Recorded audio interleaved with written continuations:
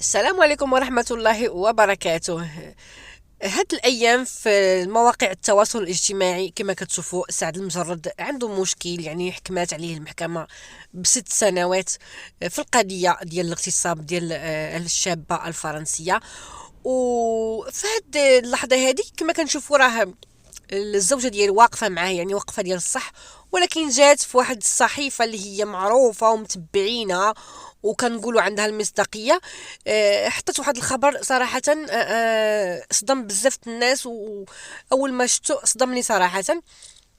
حطوا بأن غيتا زوجة سعد المجرد انتحرت، يعني من بعد ما سمعت الحكم اللي عطى القاضي لسعد المجرد هي انتحرت.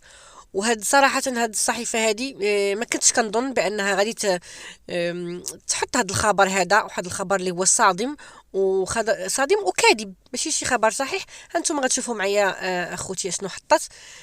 كما كتشوفوا الجريدة هكا حطت: انتحار غيتا العلاكي زوجة الفنان المغربي سعد المجرد بعد خبر إدانته في فرنسا ب6 سنوات سجنا في قضية الشابة الفرنسية. هادشي صراحة خطير، يعني ما يدخلش كاع العقل. كما كنشوفوا هي راه واقفة مع وقفة الصح. كنتمنوا من الله سبحانه وتعالى ينصر المظلوم.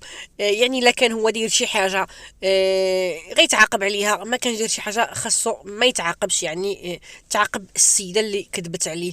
انا في هذا الموضوع ما بغيتش نعطي الراي ديالي، واش عطيو الراي ديالكم نتوما، كتبوا نتوما في التعاليق اشنو كتظنوا في هذه القضيه هذه. وبسلامه عليكم، حتى الفيديو قادم ان شاء الله بحول الله.